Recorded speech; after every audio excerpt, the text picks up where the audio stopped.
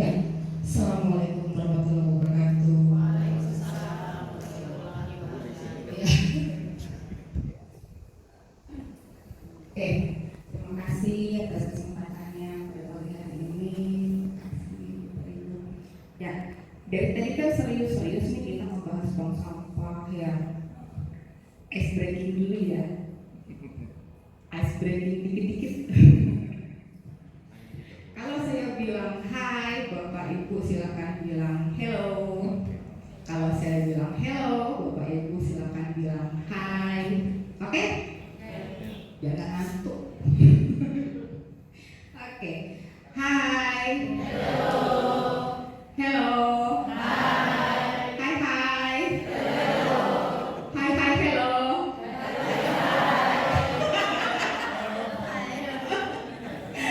Oke, terima kasih.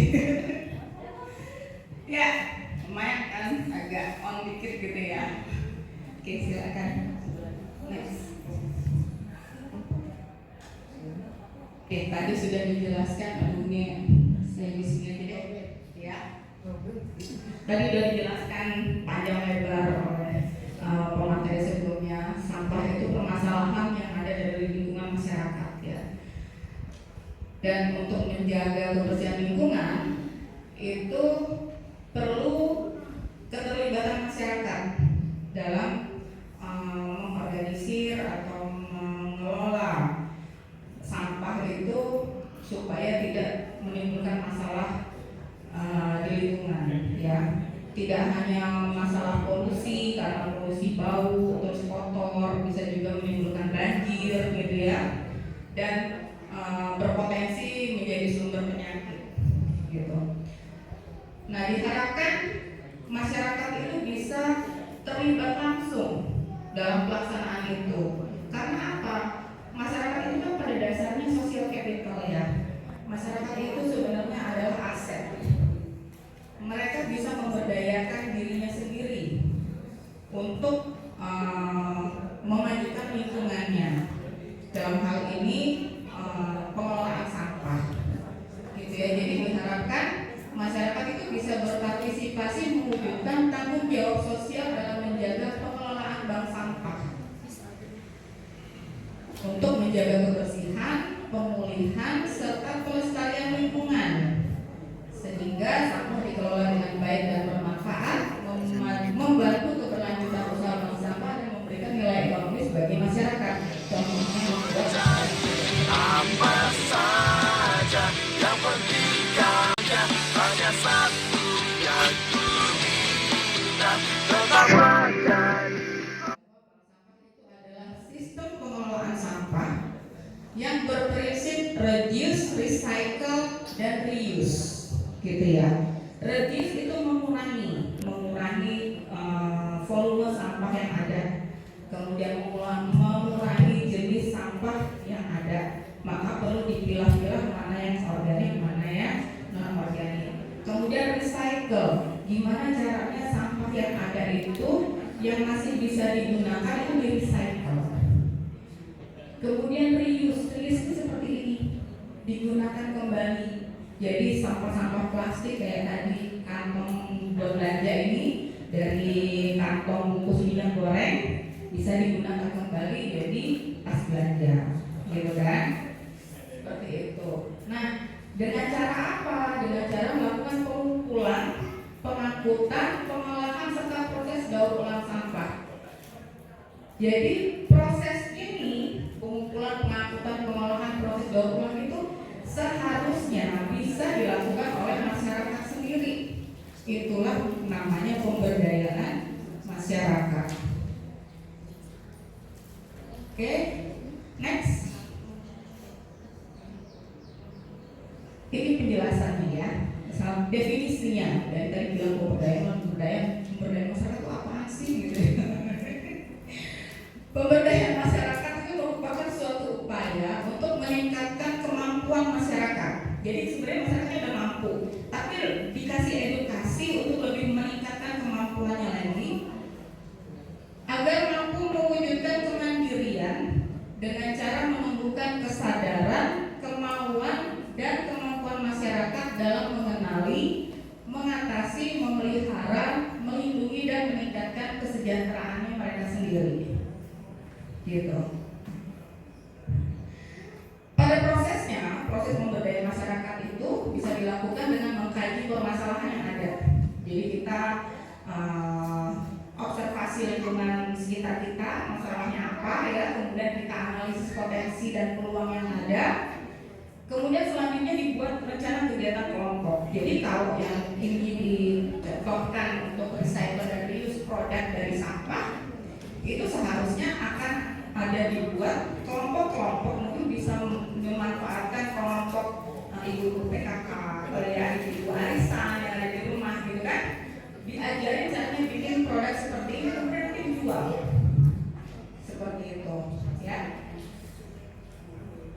Kemudian pemandirian masyarakat ini diharapkan masyarakat itu bisa melakukan sendiri kegiatannya dalam mengelola bank sampah. Oke, next. Nah, tujuannya apa sih pemberdayaan masyarakat? Capek-capek bikin pemberdayaan masyarakat itu buat apa, gitu kan? Manfaatnya atau tujuannya adalah yang pertama perbaikan kelembagaan atau better institution. Itu meliputi perbaikan dalam hal kegiatan atau tindakan, kemudian bisa melakukan pengembangan jejaring kemitraan, jadi networkingnya diperluas. Jadi kayak misalnya nih, ibu-ibu memberdayakan ibu-ibu rumah tangga yang kalau, ya saya juga ibu rumah tangga sih ya, jadi curhat gitu. Kan kita kalau pagi ngurusin anak, ngurusin suami, bener kan? Nah, beres-beres rumah, kelar-kelar itu jam 10, jam 11, ya kan? Itu pun udah kelar beres rumah, anak-anak udah kelar, udah makan siang, udah ready. Dari jam 11 sampai sore kita off, nggak ada kegiatan. Makanya ibu-ibu tuh ada yang ikut arisan, ada yang shopping, ya kan? Ya ada yang ngerumpi, makanya jadi curhat. Nah, yang kegiatan tidak aktif itu, kegiatan non produktif itu dikelola supaya menghasilkan sesuatu lebih produktif, salah satunya ini. Nah, itu masyarakatnya, masalahnya masyarakatnya itu perlu diedukasi dulu, diajarin dulu gitu loh, supaya untuk bisa jalan. Gitu, makanya kalau dalam hal ini nanti dalam setelah kegiatannya mungkin ibu-ibu PKK, ibu-ibu arisan, ibu lurahan jodoh mau, mungkin ibu bisa lebih lanjut untuk follow up ibu ya, gitu. Siapa yang nggak mau sih punya penghasilan lebih, bener kan? Ya minimal baru beli bakso aman lah, ya kan? Oke, next. Tujuan pemberdayaan masyarakat berikutnya adalah perbaikan usaha, better business ya. Ada peningkatan pengetahuan, kemudian perbaikan akses kegiatan dan proses bisnis.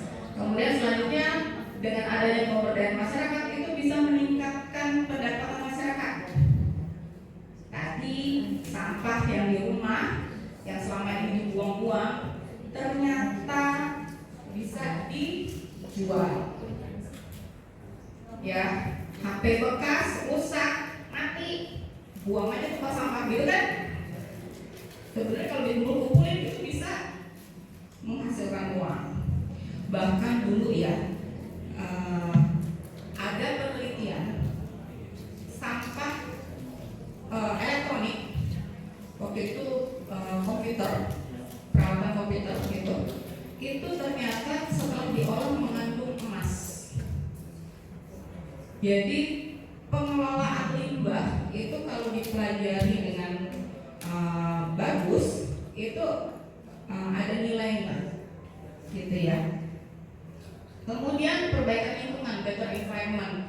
Jadi dengan adanya bank sampah ini, manajemen bank sampah diharapkan lingkungan kita jadi lebih baik, lebih bersih, lebih nyaman, gitu ya.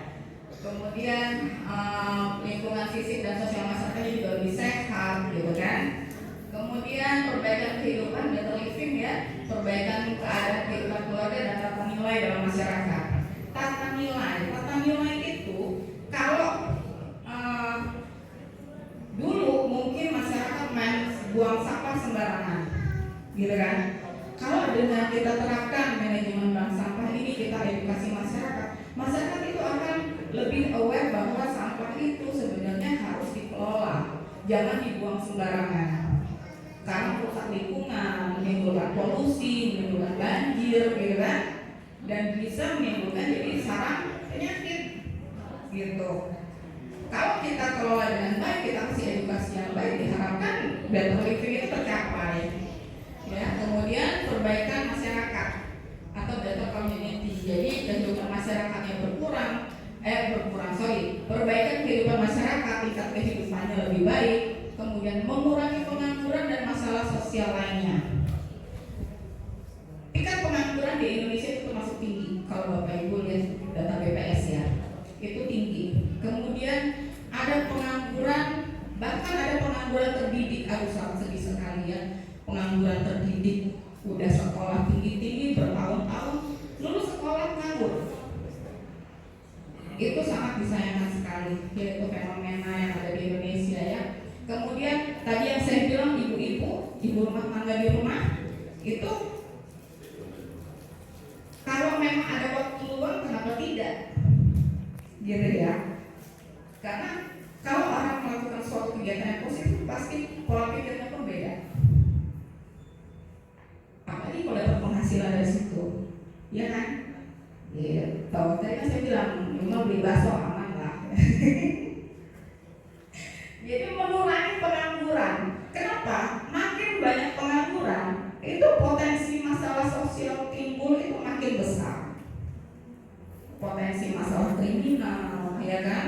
Kemudian masalah ekonomi, yang ribut kalau akhir bulan uangnya habis. Kalau orang lagi kepepet, itu bisa terjadi hal-hal yang hil-hil, you know. Ya, jadi diharapkan itu diminimalisir, makanya dikasih kegiatan yang positif, gitu ya. Oke, next. Nah, ini diharapkan kegiatan pengumpulan, pengangkutan, pengolahan sampai proses daur ulang itu dilakukan oleh masyarakat. Jadi jangan tergantung dari pihak bank sampah. Pihak bank sampah oke, mungkin mereka punya staff, gitu ya. Tapi untuk bisa memanage semuanya dengan baik itu perlu keterlibatan masyarakat. Ya, jadi warga perlu diberikan pelatihan tadi yang saya bilang di edukasi ya. Kemudian pemilahan sampah itu dilakukan sendiri secara mandiri. Kemudian sampah organik itu bisa jadi kompos, diolah. Jadi diajarin cara bikin kompos gimana gitu kan. Kemudian sampah anorganik itu bisa ditabungkan ke bank sampah sehingga memiliki nilai ekonomis. Oke. Next. Oke, terima kasih dari saya cukup sekian, lebih kurangnya mohon